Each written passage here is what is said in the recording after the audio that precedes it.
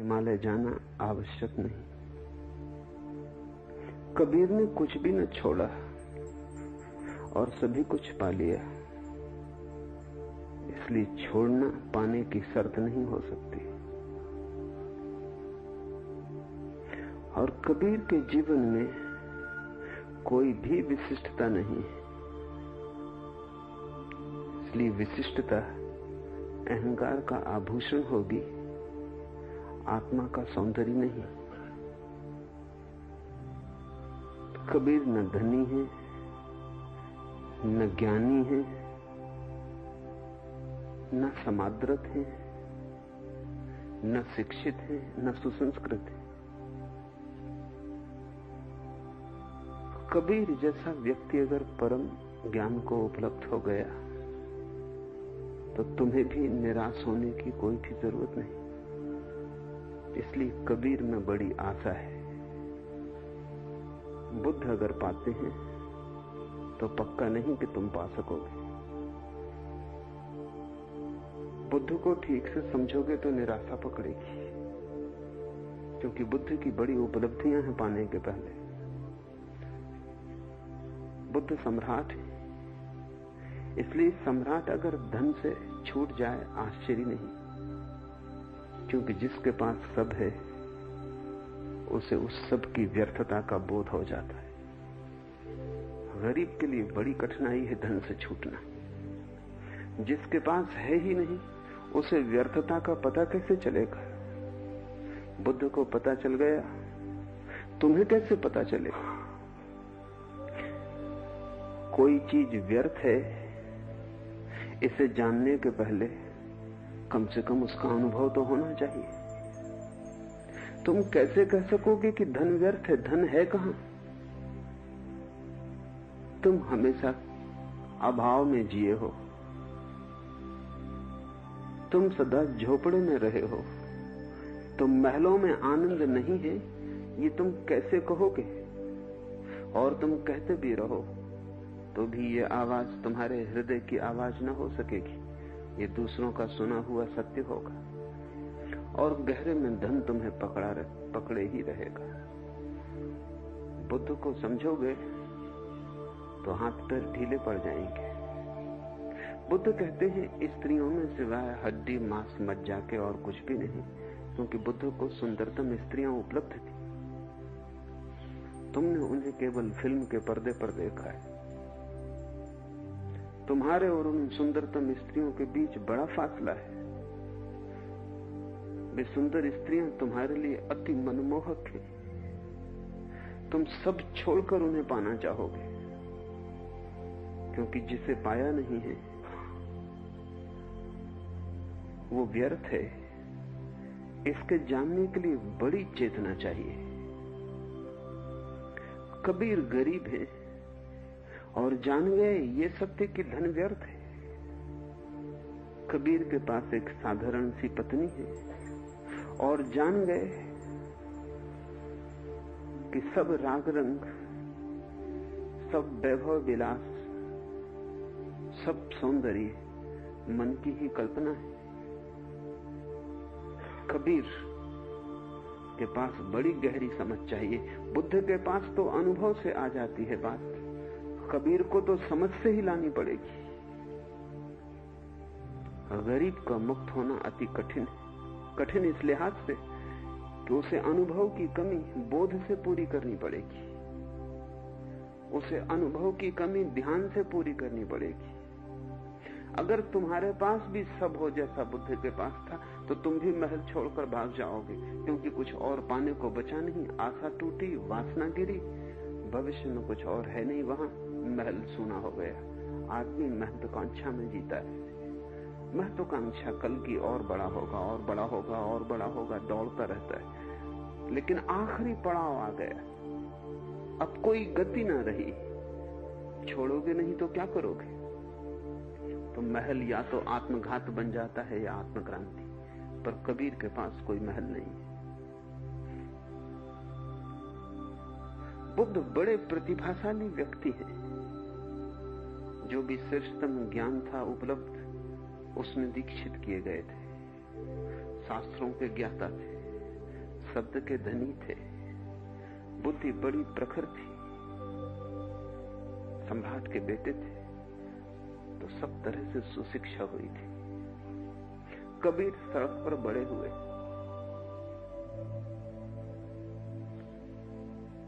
कबीर के माँ बाप का कोई पता नहीं, शायद कबीर नाजायज संतान हो,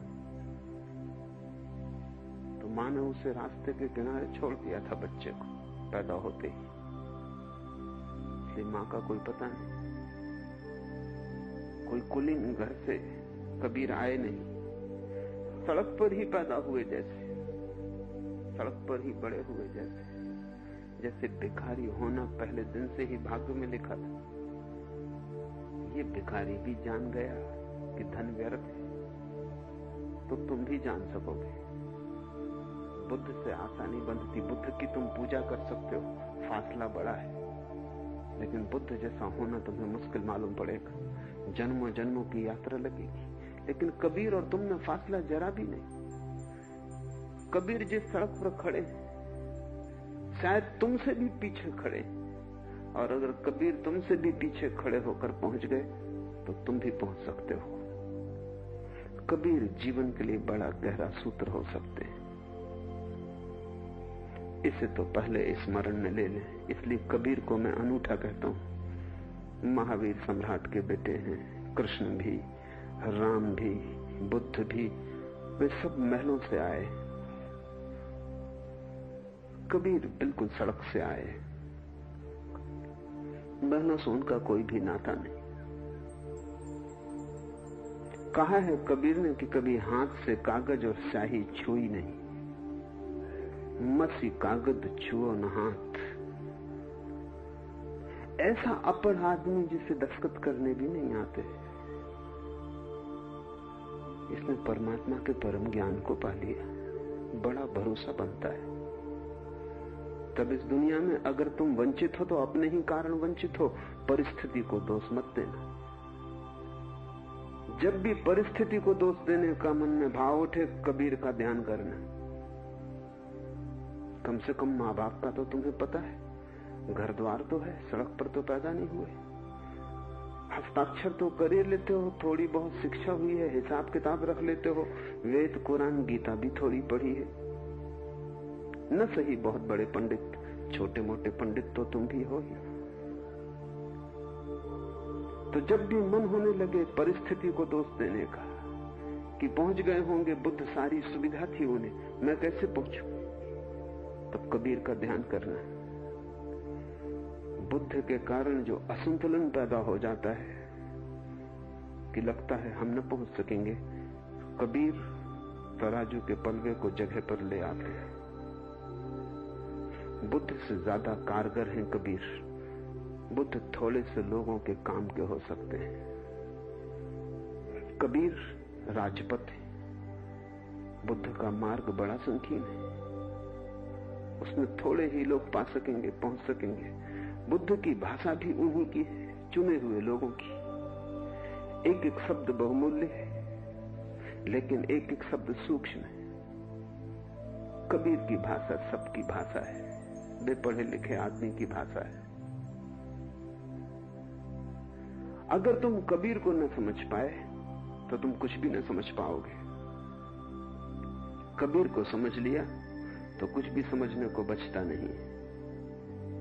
और कबीर को तुम जितना समझोगे उतना ही तुम पाओगे कि बुद्धत्व का कोई भी संबंध परिस्थिति से नहीं। बुद्धत्व तुम्हारी भीतर की अभीप्सा पर निर्भर है, और कहीं भी घट सकता है। झोपड़े में, महल में, बाजार में, हिमालय पर, पढ़े लिखी बुद्धि में, गैर पढ़ी लिखी बुद्धि में, गरीब को अमीर को, पंडित को अपढ़ को, कोई परिस्थिति का संबंध नहीं है। ये जो वचन इस समाधि शिविर में हम कबीर के लेने जा रहे हैं, इनका शीर्षक है सुनो भाई साधो। और कबीर अपने हर वचन में कहीं न कहीं साधु को ही संबोधित करते हैं। इस संबोधन को थोड़ा समझ लें, फिर हम उनके वचनों में उतरने की कोशिश करें। मनुष्य 3 तरह से पूछ सकता है। एक कुतूहल होता है, बच्चों जैसा, पूछने के लिए पूछ लिया, कोई जरूरत न थी, कोई प्यास भी न थी, कोई प्रयोजन भी न था, ऐसे ही मन की खुजली थी, उठ गया, प्रश्न पूछ लिया, उत्तर मिले तो ठीक, न मिले तो ठीक, दोबारा पूछने का भी ख्याल नहीं आता। छोटे बच्चे जैसा पूछते हैं, रास्ते से गुजर रहे हैं, पूछेंगे ये क्या है, वृक्ष क्या है, वृक्ष हरे क्यों है, सूरज सुबह क्यों निकलता है, रात क्यों नहीं निकलता। अगर तुमने उत्तर दिया तो कोई उत्तर के सुनने के लिए उनकी प्रतीक्षा नहीं, जब तुम उत्तर दे रहे हो तब तक वो दूसरा प्रश्न पूछने चले गए। तुम उत्तर ना भी दो तो भी कुछ जोर न डालेंगे कि उत्तर दो, तुम दो या न दो ये असंगत है, प्रसंग के बाहर है।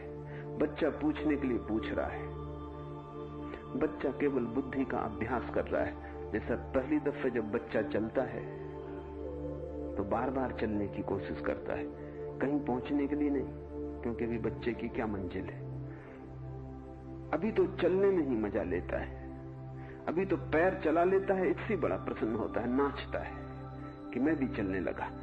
अभी चलने का कोई संबंध मंजिल से नहीं है, अभी चलना अपने आप में ही अभ्यास है। ऐसा ही बच्चा जब बोलने लगता है तो सिर्फ बोलने के लिए बोलता है, अभ्यास करता है, उसके बोलने में कोई अर्थ नहीं है। पूछना जब सीख लेता है तो पूछने के लिए पूछता है, पूछने में कोई प्रश्न नहीं है, सिर्फ कुतूहल है। तो एक तो उस तरह के लोग हैं, वे बचकाने हैं, जो परमात्मा के संबंध में भी कुतूहल से पूछते हैं।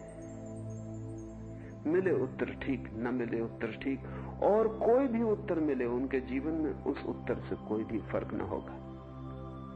तुम ईश्वर को मानते रहो तो तुम वैसे ही जियोगे, तुम ईश्वर को न मानो तो भी तुम वैसे ही जियोगे। ये बड़ी हैरानी की बात है कि नास्तिक और आस्तिक के जीवन में कोई फर्क नहीं होता। तुम जीवन को देख के बता सकते हो कि यह आदमी आस्तिक है या नास्तिक है, नहीं तुम्हें पूछना पड़ता है कि क्या आप आस्तिक है या नास्तिक। आस्तिक और नास्तिक के व्यवहार में रत्ती भर का कोई फर्क नहीं होता। वैसा ही बेईमान हो, वैसा ही दूसरा, वे सब चचेरे मौसेरे भाई हैं, कोई अंतर नहीं है। एक ईश्वर को मानता है, एक ईश्वर को नहीं मानता। इतनी बड़ी मान्यता और जीवन में रत्ती भर भी छाया नहीं लाती, कहीं कोई रेखा नहीं खींचती। दुकानदारी में वो उतना ही बेईमान है जितना दूसरा, बोलने में उतना ही झूठा है जितना दूसरा। न इसका भरोसा किया जा सकता न उसका। क्या जीवन में कोई अंतर नहीं आता आस्था से? तो आस्था 2 कौड़ी की है, तो आस्था कुतूहल से पैदा हुई होगी, वो बचकानी है। ऐसी बचकानी आस्था को छोड़ देना चाहिए। सबसे सतह पर कुतूहल है, दूसरे थोड़ी गहराई बढ़े तो जिज्ञासा पैदा होती। जिज्ञासा सिर्फ पूछने के लिए नहीं, उत्तर की तलाश है, लेकिन तलाश बौद्धिक है, आत्मिक नहीं है। तलाश विचार की है, जीवन की नहीं है। जिज्ञासा से भरा हुआ आदमी निश्चित ही उत्सुक है और चाहता है कि उत्तर मिले, लेकिन उत्तर बुद्धि में संजो लिया जाएगा, स्मृति का अंग बनेगा, जानकारी बढ़ेगी, ज्ञान बनेगा, आचरण नहीं, जीवन नहीं। उस आदमी को बदलेगा नहीं, वो आदमी वैसे ही रहेगा, ज्यादा जानकार हो जाएगा। जिज्ञासा पैदा होती है बुद्धि से। फिर एक तीसरा तल है जिसको मुमुक्षा कहा है। मुमुक्षा का अर्थ है जिज्ञासा सिर्फ बुद्धि की नहीं है, जीवन की है। इसलिए नहीं पूछ रहे हैं कि थोड़ा और जान लें, इसलिए पूछ रहे हैं कि जीवन दांव पर लगा है। इसलिए पूछ रहे हैं कि उत्तर पर निर्भर होगा कि हम कहां जाएं, क्या करें, कैसे जिएं।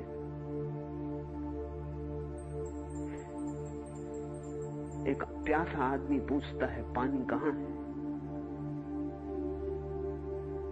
ये कोई जिज्ञासा नहीं है। मरुस्थल में तुम पड़े हो, प्यास जलती और तुम पूछते हो पानी कहां है। उस क्षण तुम्हारा रोआ रोआ पूछता है, बुद्धि नहीं पूछती। उस क्षण तुम ये नहीं जानना चाहते कि पानी की वैज्ञानिक परिभाषा क्या है। उस समय कोई तुमसे कहे कि पानी पानी क्या लगा रखा है, H2O, विज्ञान का उपयोग करो, फार्मूला जाहिर है कि उदजन और ऑक्सीजन से मिलकर पानी बनता है। 2 मात्रा उदजन, 1 मात्रा ऑक्सीजन, H2O। लेकिन जो आदमी प्यासा है उसे इससे कोई फर्क नहीं पड़ता कि पानी कैसे बनता है, ये सवाल नहीं। पानी क्या है, ये भी सवाल नहीं। ये कोई जिज्ञासा नहीं है पानी के संबंध में जानकारी बढ़ाने के लिए। यहां जीवन दांव पर लगा है। अगर पानी नहीं मिलता घड़ी भर और तो मृत्यु होगी। पानी पर ही जीवन निर्भर है। मृत्यु और जीवन का सवाल है। मुमुक्षा का अर्थ है जिज्ञासा केंद्र पर पहुंच गई।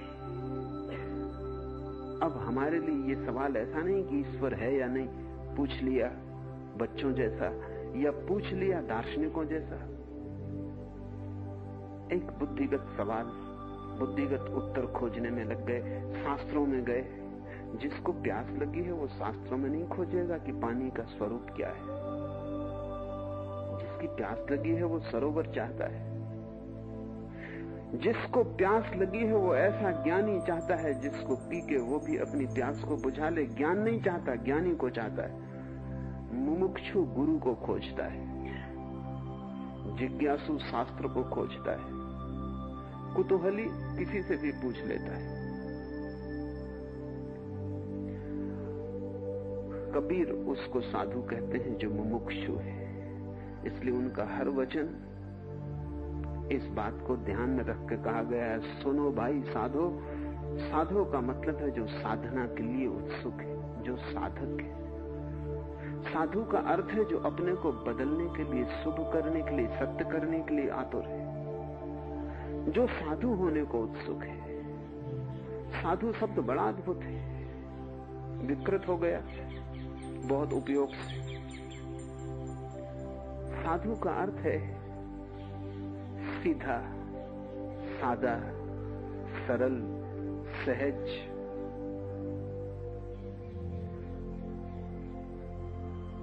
साधु शब्द की बड़ी भाव भंगिमाएं हैं और सीधा, सादा, सरल, सहज यही साधना है। इसलिए कबीर कहते हैं साधो सहज समाधि भली। सहज हो रहो, सरल हो जाओ। थोड़ा समझ लेना जरूरी है, क्योंकि हम बहुत से लोगों को जानते हैं जो सरल होने की चेष्टा में ही बड़े जटिल हो गए। सरल होने की ही चेष्टा में चले थे और उलझ गए।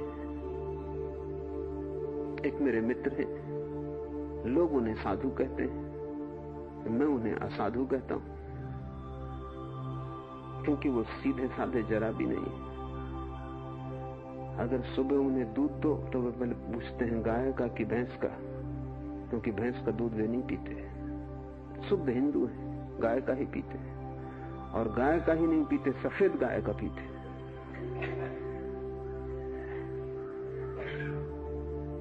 किसी शास्त्र से उन्होंने खोज लिया है कि सफेद गाय का दूध शुद्धतम होता है। वो भी कुछ घड़ी पहले लगाओ तो ही पीते, क्योंकि इतनी घड़ी देर तक दूध रह जाए तो उसमें विकृति का समावेश हो जाता है।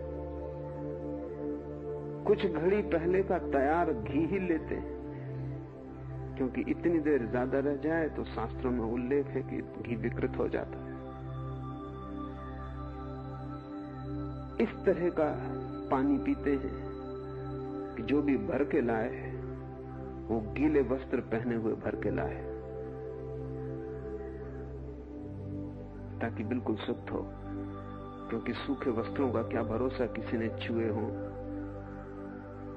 धोबी धुलवाया, धो के लाया हो, लॉन्ड्री में गए हो, वो ठीक नहीं। वहीं कुएं पर स्नान करो वस्त्र पहने हुए, ताकि वस्त्र भी धुल जाएं, तुम भी धुल जाओ, फिर पानी भर के ले आओ।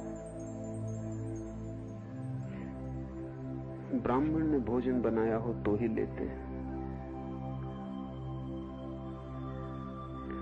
और ये सब चेष्टा में उनका 24 घंटे व्यस्त है। 24 घंटे में उन्हें भगवान के लिए एक क्षण बचता नहीं। भोजन सारा समय ले लेता है।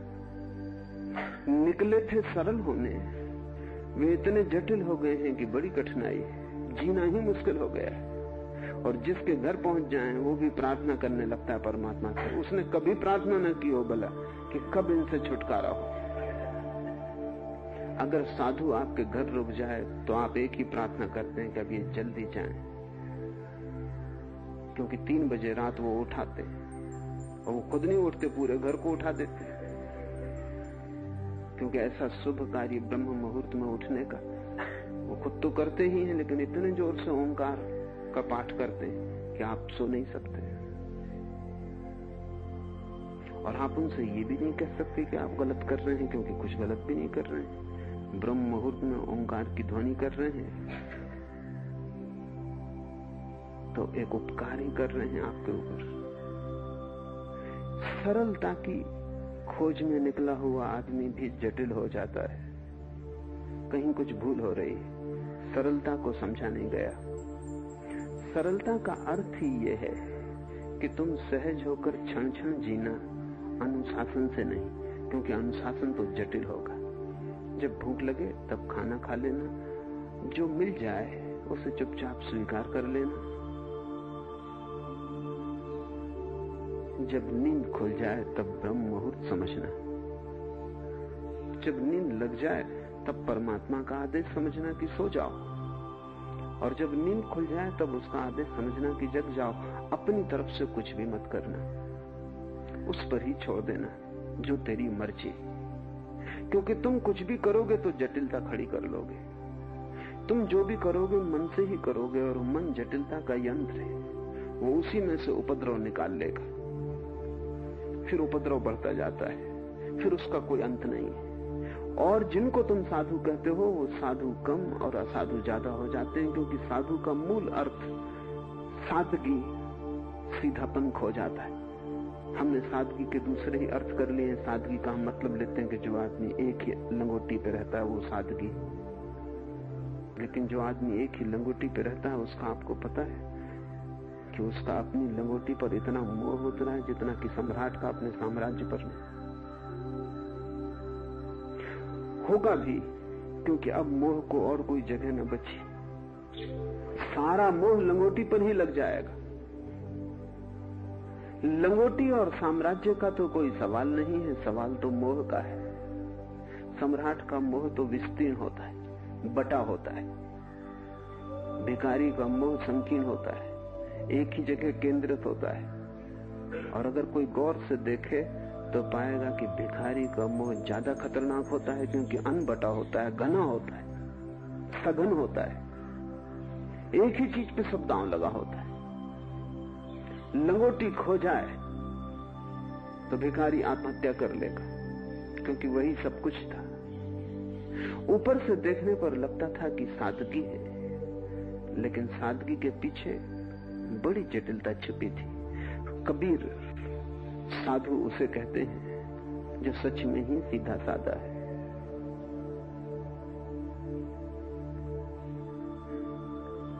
ज्ञानी हो गए, निर्वाण को पा लिया, परम सत्य की अनुभूति हो गई, तो भी कपड़ा बुनना जारी रखा। लोगों ने पूछा भी कबीर को, सैकड़ों उनके भक्त थे, उन्होंने कहा भी कि अब ये शोभा नहीं देता कि आप जैसा परम ज्ञानी और कपड़े बुने दिन भर और बाजार में बेचने जाए, हमको भी लज्जा आती है। कबीर ने कहा, जब परमात्मा इतना बड़ा ताना बाना बुनता है संसार का और लज्जित नहीं होता, तो मैं गरीब छोटा सा ही काम करता हूं, क्यों लज्जित हूं? जब परमात्मा इतना बड़ा संसार बुनता है, जुलाहा ही है परमात्मा। मैं भी जुलाहा, मैं थोड़ा छोटा जुलाहा, वो जरा बड़ा जुलाहा। और जब उसने छोड़ के नहीं भाग गया, मैं क्यों भागूं? मैंने उस पर ही छोड़ दिया जो उसकी मर्जी। अभी उसका आदेश नहीं मिला कि बंद कर दो। वो जीवन के अंत तक बूढ़े हो गए तो भी बाजार बेचने जाते रहे, लेकिन उनके बेचने में भी बड़ा भेद था, साधुता थी। कपड़ा बुनते थे तो वो बुनते वक्त राम की धुन करते रहते, इधर से ताना उधर से बाना डालते तो राम की धुन करते रहते। और कबीर जैसा व्यक्ति जब कपड़े के ताने बाने में राम की धुन करे तो उस कपड़े का स्वरूप ही बदल गया। उसमें जैसे उसने राम ही बुन दिया। कबीर कहते हैं झीनी झीनी बीनी री चतरिया, और कहते हैं बड़ी लगन से और बड़े प्रेम से बीनी। और जब जाते बाजार में तो ग्राहकों से वो कहते कि राम तुम्हारे लिए ही बुनी है और बहुत संभाल के बुनी। उन्होंने कभी किसी ग्राहक को राम के सिवा और दूसरा संबोधन नहीं किया। ये ग्राहक राम है, ये इसी राम के लिए बुनी। ये ग्राहक ग्राहक नहीं है और कबीर कोई व्यवसायी नहीं। कबीर व्यवसाय करते रहे और सादे हो गए।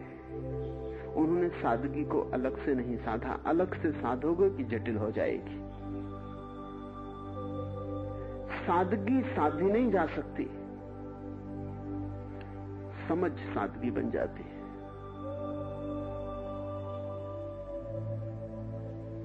कबीर ने अपने को इतना मर्जी पर छोड़ दिया परमात्मा के।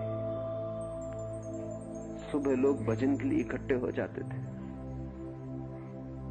तो कबीर उनसे कहते कि ऐसे मत चले जाना, खाना लेके जाना। पत्नी बच्चे परेशान थे, कहां से इतना इंतजाम करूं? उधारी बढ़ती जाती, कर्ज में दबते जाते। रोज रात को कमाल कबीर का लड़का उनसे कहता कि अब बस हो गया, अब कल किसी से मत कहना। कबीर कहते जब तक वो कहलवाता है तब तक हम क्या करें? तुम्हारी सुने कि उसकी सुने? जिस दिन वो बंद कर देगा, कहने वाला कौन? हम अपनी तरफ से कुछ करते नहीं। और तुम क्यों परेशान हो? जब वो इतना इंतजाम करता है, ये भी करेगा। लेकिन आखिरी वक्त आ गया। एक दिन कमाल ने कहा कि अब बस बहुत होगा, क्या हम चोरी करने लगे? उसने गुस्से में कहा था। कबीर ने कहा, अरे पागल, ये तुझे पहले क्यों न सूझा?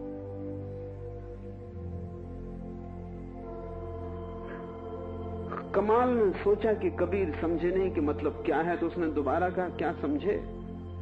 मैं कह रहा हूं, क्या हम चोरी करने लगे? कहां से लाएं? कबीर ने कहा, सभी उसका है, क्या चोरी क्या अचोरी, जो उसकी मर्जी। ये ख्याल पहले क्यों ना आया? कमाल भी अद्भुत लड़का था। उसने कहा, आज परीक्षा पूरी ही हो ले। तो उसने कहा, फिर मैं जाता हूं चोरी पर, लेकिन साथ तुम्हें भी आना पड़ेगा।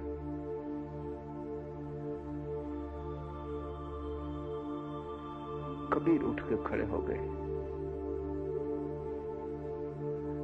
समझना हमें कठिन हो जाएगा, क्योंकि हम सीधे आदमी को जानते ही नहीं। हमारा साधु कहता चोरी पाप है, अचोरी पुण्य है। हमारा साधु कहता है कि ना समझ, तू खुद नरक में जा रहा हो, मुझको भी ले जाना चाहता। लेकिन कबीर उठ के खड़े हो गए। ये सादगी बड़ी मधुर है, जैसे कुछ भेद न रहा, न चोरी में, न अचोरी में, न शुभ में, न अशुभ में। क्योंकि जब सभी परमात्मा का, तो कैसा भेद? भेद तो चालाक बुद्धि का होता है, सादगी में कैसा भेद? उठ के खड़े हो गए। कबीर को भीतर से समझना बड़ा मुश्किल पड़ेगा तुम्हें, क्योंकि तुम्हारे मन में भी भेद। तुम भी सोचोगे कि ये क्या मामला है। क्या कबीर चोरी के पक्ष में? कमाल भी झिझका। जब कबीर उठ के खड़े हो गए, उसने सोचा कि ये मजाक ही थी, लेकिन कमाल आखिर कबीर का ही लड़का था और अब बात को पूरा करना जरूरी था। गया, एक मकान में सैन लगाई। कबीर बाहर खड़े, सैन लगा के भीतर गया। एक बोरा गेहूं का घसीट के लाया। किसी तरह बोरा तो बाहर निकल आया। जब वो खुद बाहर निकल रहा था तो घर के लोग जाग गए। जाग इसलिए गए कि कबीर ने जोर से उससे पूछा कि अरे पागल, घर के लोगों से पूछा कि नहीं? चोरी सो तो ठीक, लेकिन घर के लोगों को बताया या नहीं? थोड़ा शोरगुल कर दे ताकि लोग जग जाएं कि चोरी हो गई।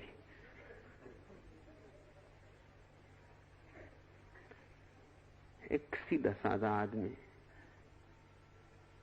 जिसके लिए भेद गिर गए हैं,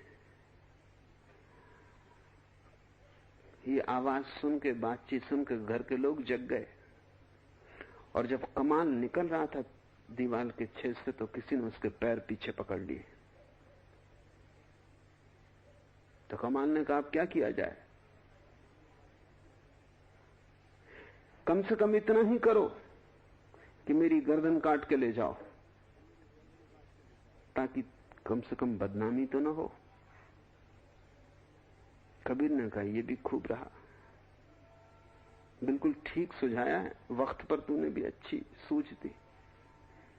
और कहानी है कि कबीर गर्दन काटने के पहले कमाल से बोले, गर्दन तो काट ले जाता हूं, लेकिन बात छुपाए छुपेगी नहीं, उसको सब पता है। पर तू कहता तो काट ले जाता हूं। हमें लगेगा ये आदमी चोर भी है, हिंसक भी, लेकिन कबीर जानते हैं कि मरता तो कुछ भी नहीं। अगर तुम्हारा कोट खींच के मैं अलग कर दूं तो हिंसक नहीं हूं, तो तुम्हारी गर्दन काट के अलग करने से कैसे हिंसक हो जाऊंगा? अगर सच में ही शरीर वस्त्र है तो कबीर हिंसक नहीं है। यही तो कृष्ण अर्जुन को समझा रहे हैं गीता में कि तू फिक्र मत कर, ना हन्यते हन्य माने शरीर है, वो मारने से मरता नहीं, काटने से कटता नहीं, जलाने से जलता नहीं। कबीर वही तो कर रहे हैं। उन्होंने काट लिया कमाल का सिर, लेकिन उससे कहा कि तू कहता तो काटे लेता हूं, बाकी बात छिपाए ना छिपेगी, पता चल जाएगा। क्योंकि उसको तो सब पता ही है, फिर भी ठीक, जैसी उसकी मर्जी। घर के लोगों को सख्त हुआ शरीर को देखकर कि लगता कमाल का, लेकिन बिना गर्दन के। बड़ी अद्भुत कहानी है। उन्होंने दूसरे दिन सुबह जब कबीर निकलते थे, नदी की तरफ जाते थे, गीत गाते, भजन कीर्तन करते, स्नान करने, और उनके 100-200 भक्त जाते थे, दरवाजे के सामने एक खंभे पर कमाल का शरीर लटका दिया।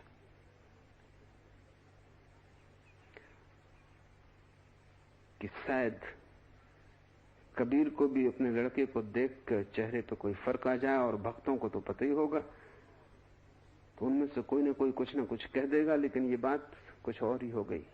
जब कबीर का जुलूस वहां पहुंचा तो कबीर रुक गए और उन्होंने कहा देखो कमाल लटका है खंबे पर। रोज बेचारा सम्मिलित होता था, आज सम्मिलित न हो पाएगा, लेकिन हम कीर्तन तो उसके पास करें ही।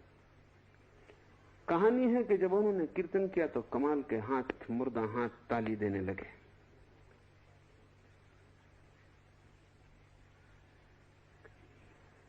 कोई मरता नहीं, मृत्यु असंभव है। मृत्यु तक तुम्हारी मान्यता है।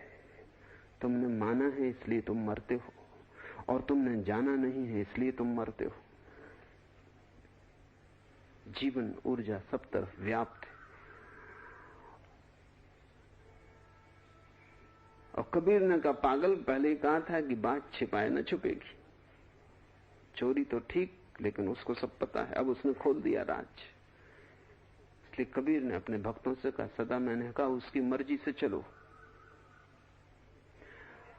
जीवन का बड़े से बड़ा सत्य है भेद का गिर जाना, बुरे और भले का, शैतान और संत का, रात और दिन का, जीवन और मृत्यु का, अंधकार और प्रकाश का।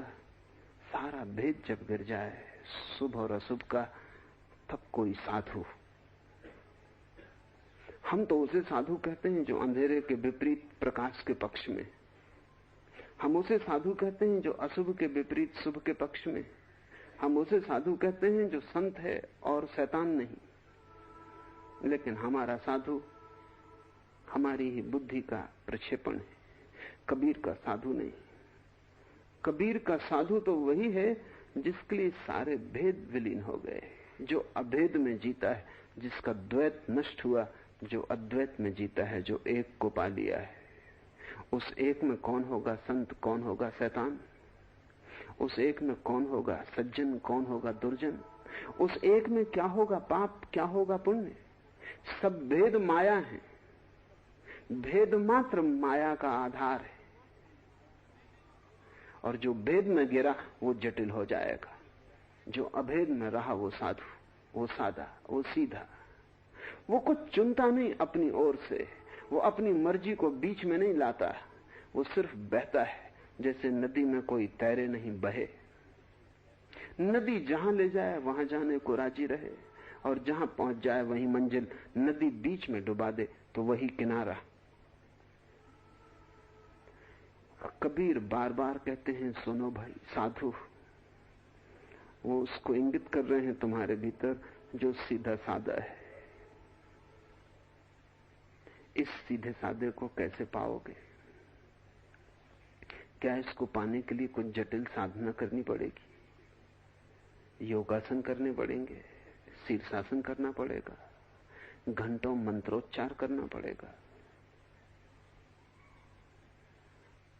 अगर इस सीधे सादे को पाने के लिए कुछ भी करना पड़े तो ये सीधा सादा नहीं है।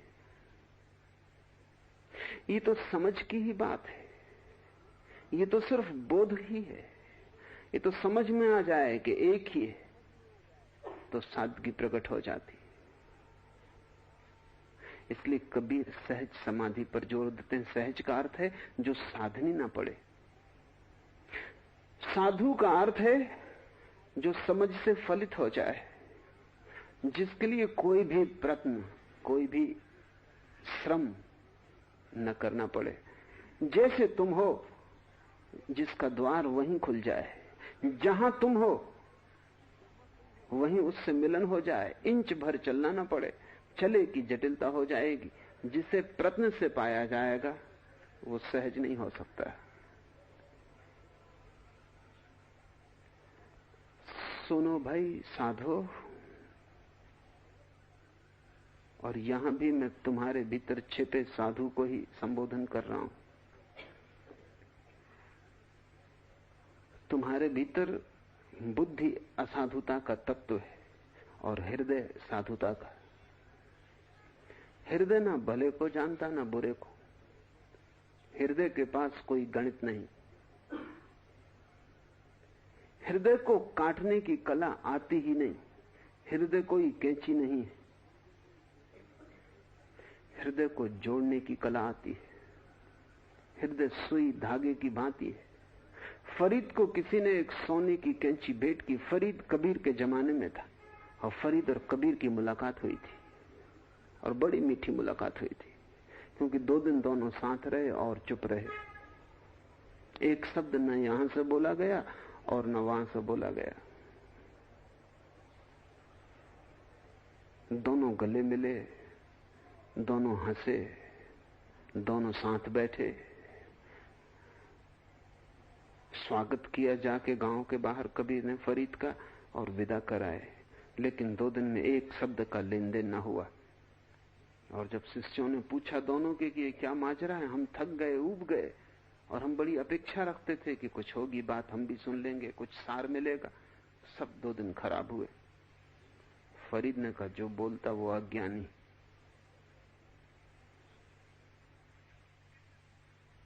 अगर मैं बोलता तो मैं अज्ञानी, अगर कबीर बोलते तो वो अज्ञानी।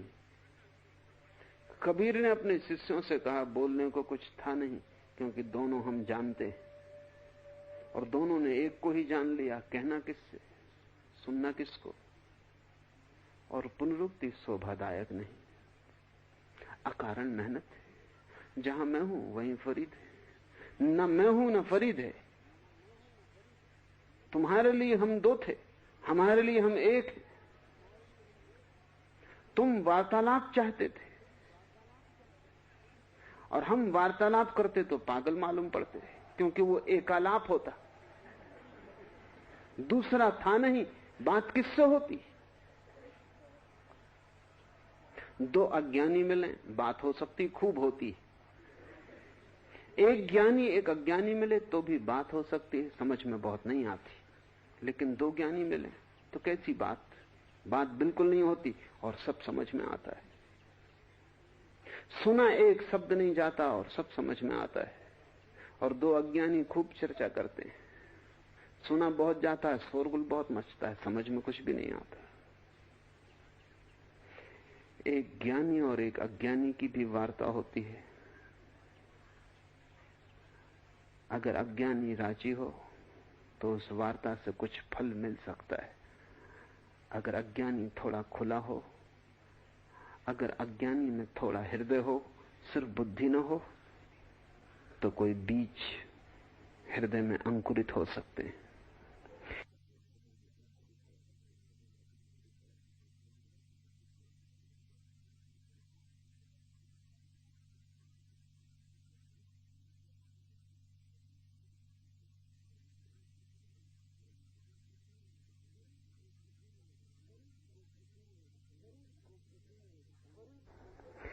फरीद को किसी ने एक सोने की कैंची भेंट की।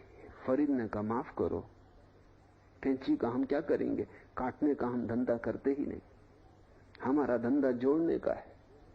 अगर तुम कुछ देना ही चाहते, एक सुई धागा ले आओ। संतों का धंधा ही जोड़ने का है, हृदय का धंधा जोड़ने का है, बुद्धि का धंधा तोड़ने का। पंडित तोड़ते हैं, संत जोड़ते हैं। दुनिया इतनी टूटी है पंडितों के कारण, 300 धर्म है पंडितों के कारण। पंडित भेद निकालता है, बारीक भेद निकालता है, संत अभेद को खोजते हैं। दो के बीच जो जोड़ने वाला है उसको खोजते हैं, पंडित दो के बीच जो तोड़ने वाला है उसको खोजते हैं। इसलिए वास्तविक विरोध संत और असंत के बीच नहीं है, संत और पंडित के बीच है। संत और पापी के बीच वास्तविक विरोध नहीं है, संत और पंडित के बीच वास्तविक विरोध है। धर्मों का जन्म होता है संतों से और विनाश होता है पंडितों से। और जैसे ही जन्म होता है धर्म का, वैसे ही पंडित हावी हो जाते हैं।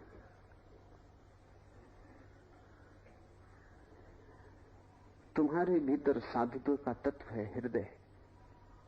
क्यों? क्योंकि हृदय तुम्हारे भीतर अप्रशिक्षित है। बुद्धि का तो प्रशिक्षण हुआ, बुद्धि को समाज ने तैयार किया, हृदय को परमात्मा ने। हृदय को शिक्षित करने के कोई उपाय भी नहीं है, कोई विश्वविद्यालय भी नहीं जहां तुम्हारे हृदय की शिक्षा हो सके। प्रेम के प्रशिक्षण का आज तक कोई मार्ग नहीं खोजा जा सका, और धन्य भागी हैं हम कि मार्ग नहीं खोजा जा सका। जिस दिन खोज लिया जाएगा उससे बड़ा कोई दुर्भाग्य न होगा। उस दिन फिर तुम मशीन हो जाओगे। तुम्हारी बुद्धि तो यंत्र हो ही गई है, तुम्हारा हृदय थोड़ा सा यंत्र नहीं है। तुम्हारी धड़कन में अभी भी प्रकृति धड़कती है, परमात्मा थोड़ी सा स्वर देता है। तुम्हारी बुद्धि तो बिल्कुल यांत्रिक है और समाज द्वारा निर्मित है। बुद्धि से तुम परमात्मा तक न जा सकोगे, इसलिए तो शास्त्र से कोई कभी वहां नहीं पहुंचता। हृदय से पहुंचता है, प्रेम से, प्रार्थना से, आस्था से। जब साधु की बात कही जा रही तो तुम्हारे हृदय को निवेदन किया जा रहा है, संबोधित है तुम्हारा हृदय। तो जो यहां कहें उसे तुम सोचना मत, सिर्फ समझना। हृदय समझता है, बुद्धि सोचती, और दोनों में कोई तालमेल नहीं है। बुद्धि बड़ा तर्क करती है, हृदय देखता है। हृदय के पास आंख है, बुद्धि अंधे का टटोलना है। बुद्धि अंधे की लकड़ी जिससे वो टटोलता है कि रास्ता कहां है। हृदय देखता है, टटोलने की कोई जरूरत नहीं, तर्क व्यर्थ है। हृदय को दिखाई पड़ता है, वो निकल जाता है। सुनो भाई, साधु का अर्थ है हृदय से सुनो, सादगी से सुनो, तर्क और विचार से नहीं, भाव और प्रेम से सुनो, वही समझ पाएगा। अब हम कबीर के वचन को लें, एक एक शब्द को गौर से हृदय तक जाने देना। माया महा ठगनी हम जानी। माया का क्या अर्थ है? जिसके कारण एक दो की भांति दिखाई पड़ता है, उस सूत्र का नाम माया।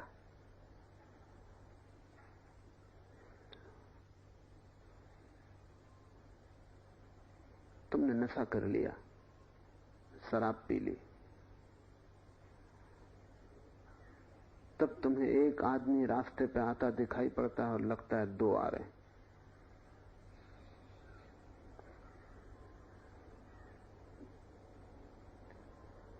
एक मकान की जगह दो मकान दिखाई पड़ते हैं, एक दरवाजे की जगह दो दरवाजे दिखाई पड़ते हैं।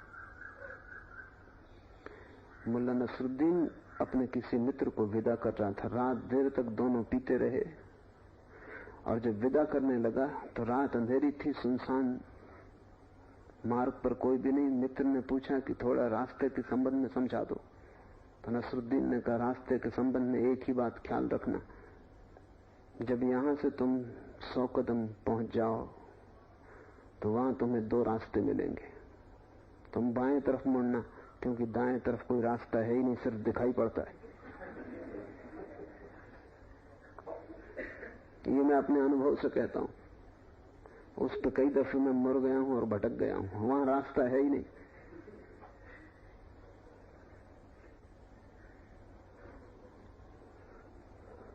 मुन्ना नसरुद्दीन अपने बेटे को समझा रहा था शराब घर में बैठा के।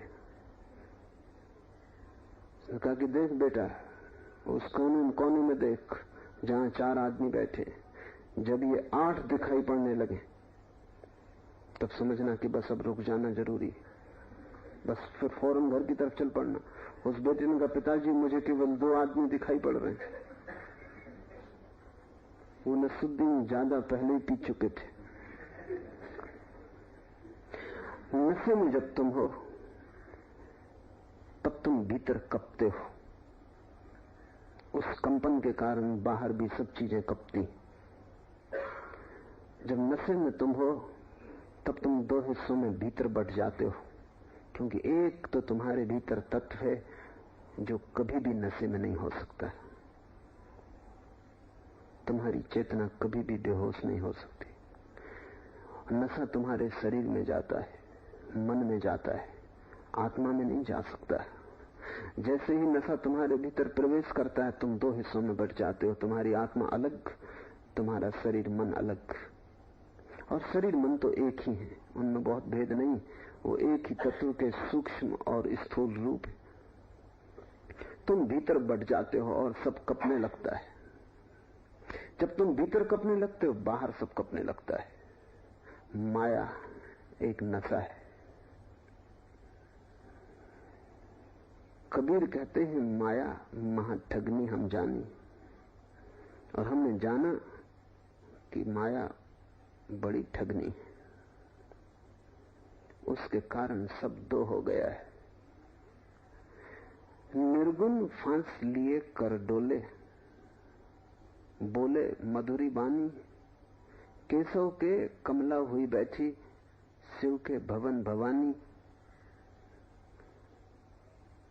इस विचार को थोड़ा समझें। राम के साथ सीता है, कृष्ण के साथ राधा है, शिव के साथ शिवानी, विष्णु के साथ लक्ष्मी। हिंदुओं ने बड़े विचार के ये प्रतीक चुने। ये तुम्हारे कारण, क्योंकि तुम 2 में बटे हो, परमात्मा तुम्हारे लिए एक नहीं हो सकता। ये तुम्हारे भीतर जो नशा और कंपन है, तुम्हारे भीतर जो माया है, जो ब्रह्म का सूत्र है, तुम्हारे कंपन के कारण तुम्हें शिव और शिवानी दो दिखाई पड़ते हैं। जब तुम्हारा कंपन खो जाएगा तब तुम अचानक पाओगे कि शिव और शिवानी एक हो गए। वही अर्धनारीश्वर की प्रतिमा है। जैसे ही तुम्हारा कंपन खो जाएगा तुम पाओगे वहां भी दो विलीन हो गए। लक्ष्मी विष्णु में खो गई, विष्णु लक्ष्मी में खो गए, एक बचा। तुम्हारे कारण दो है, क्योंकि तुम कप रहे हो। कौन तुम्हें कपा रहा है? शराब तुमने पी नहीं, लेकिन फिर भी तुम शराबी हो। और बहुत तरह की शराबें तुमने पी ली हैं जिनका तुम्हें पता नहीं।